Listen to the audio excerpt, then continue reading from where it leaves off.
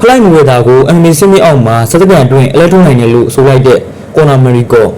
UFC ရဲ့ဗဇက်လက်ကျန်းတို့လိုလဲလဲကျန်းတဲ့ကော်နာမရီကိုကတော့ထိုးဆိုင်တဲ့တကွာလုံးကအကစားဝါဒနာရှင်တွေစုပူတောင်းအောင်ထပ်မံလုပ်လိုက်ပြန်ပါပြီကော်နာကသူ့ရဲ့ Twitter ကနေအခုလိုပဲရေးသားလာခဲ့ပါတယ် Hey Flyweight Mayweather ခမင်းဒီပေးရတဲ့အံပွဲအတွက်အစနစ်ဖြစ်နေပြီဆိုရင်ကျွန်တော်ဒီမှာရှိနေတယ်နော်ကြားဖို့တာတော့အင်ဖြူတော်ကနွေရာသီမှာတကယ်တာယာတာပဲတဲ့အဲ့ဒီမှာထိုးကြမလားဟေးမန်ချက်ချန်လာနောက်တာပါကွာဒါပေမဲ့လည်းတကယ်တမ်းဆိုရင်ငါကမင်းတို့နှစ်ယောက်လုံးကိုတဲ့တင်ရထဲမှာနေပြန်တူချပစ်လို့ရတယ်တဲ့ဖလိုက်ငွေသားကအမ်မီထိုးမယ်ဟုတ်လားအေးစေးပဲလေအလဲထိုးဖို့စက်တကံပဲကြာလိမ့်မယ်တဲ့ဘာလို့လောကရဲ့ချုံမရှိဘရင်မီဝေတာကိုအမ်မီကျိုးဝိုင်းထဲမှာစက်တကံတွေအနိုင်ယူမယ်လို့ပြောလိုက်တာကမီဝေတာပြည်သက်တွေဒေါသထွက်စေတယ်လို့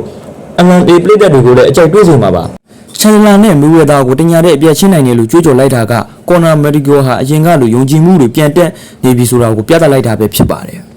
အလုံးပဲကော်နာမက်ဒီဂိုကဒီမိုက်ကယ်ချတာနဲ့ပွဲဖြစ်မလားမီဝေတာနဲ့ပွဲဖြစ်မလားဆိုတာကိုတော့ကျွန်တော်နဲ့အတူစောင့်ကြည့်လိုက်ရအောင်ဗျ